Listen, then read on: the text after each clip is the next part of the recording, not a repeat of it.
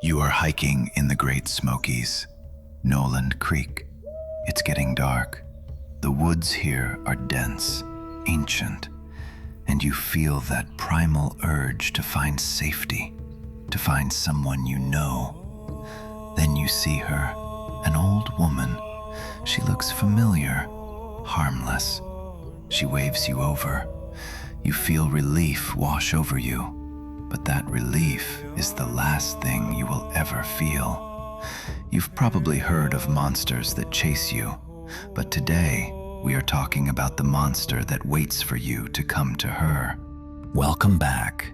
Today we are stripping away the Hollywood veneer of Appalachian horror to look at something much older and much darker. The Cherokee call her Utlunta. Roughly translated, she has it sharp. But you likely know her by her English name, Spearfinger. Most cryptid legends imply a beast, a creature of instinct, something wild that screams in the night. Here is the reality check. Utlunta isn't an animal. She is intelligent, she is calculated, and she represents a fear far deeper than being eaten by a bear. She represents the fear of deception. Today, we look at the truth behind the stone-skinned witch. Let's look at the biology of a nightmare. If you shoot a wolf, it bleeds. If you hit a bear, it falls. But Utlunta, the legends say she was covered in a skin of rock, hard, impenetrable stone. She didn't need to hide in the shadows because she was fragile. She hid because she was an ambush predator. But the defining feature, the one that gives her the name, is the right hand, the forefinger, not a claw, not a talon, a solid biological obsession of obsidian. Obsidian is volcanic glass. It can be honed to an edge sharper than surgical steel. Now, imagine that attached to a wrist with the strength of a boulder. This wasn't a spirit. In the oral traditions, she was a physical being. She walked the earth. She built a bridge of stone across the creek to stalk her prey. She was old, she was hungry, and she was virtually indestructible. Now, having a stone knife for a finger is dangerous, but it's not what makes her effective. The legend implies she was a master of disguise, but disguise is too weak a word. She was a mimic. Utlunta could take on the form of those you trusted most, usually a grandmother, a matriarch, someone who triggers that instinctual, safe response in your brain. She preferred children, because children trust easily. They see a kindly old woman, they don't look at the hands. And here is the reality check on her diet. She didn't just kill, she harvested. She would approach the victim, embrace them, hold them close, and then, with that obsidian finger, she would stab the back of the neck or the right side. It was surgical, quick.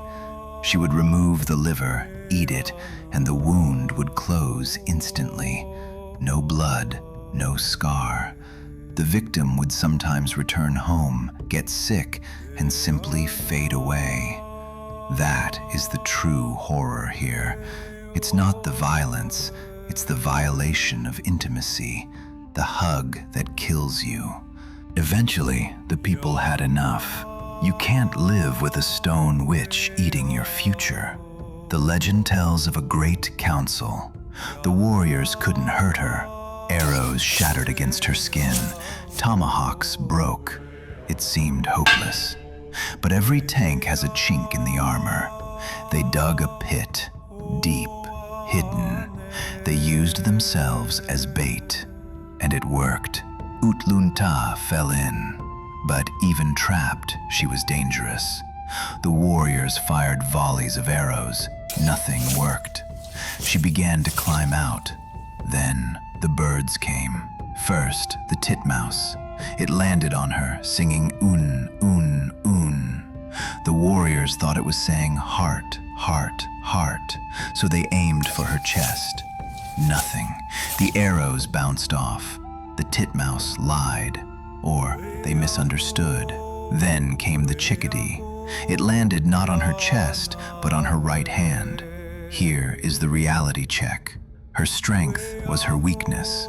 Her heart wasn't in her chest, it was in her hand, hidden inside the palm of her stone fist. A warrior aimed, he severed the hand, and the stone witch fell. So, Utnunta is gone. The chickadee is honored as a truth teller. But why does this story stick? Legends like this don't exist just to scare kids into eating their vegetables. They exist as survival manuals. The song title implies a monster story, but the lyrics are about social survival. In a harsh environment, the most dangerous thing isn't the wolf. It's the stranger who knows how to manipulate social norms. Spearfinger is the embodiment of the idea that evil can look like kindness, that you must be vigilant even when, especially when, you feel safe. They say her stone body still lies on Whiteside Mountain, a bridge to the past, a reminder to check the hands of strangers. We often look for horror in the supernatural, ghosts, demons, aliens. But the Cherokee understood something fundamental. The scariest things are solid, they are heavy, and they know exactly what you want to hear before they strike. If you enjoyed this dive into the dark waters of folklore, hit that like button. It tells the algorithm we exist, and subscribe for more reality checks on the things that go bump in the night. Until next time, watch your step and watch your liver. Midnight Shadow.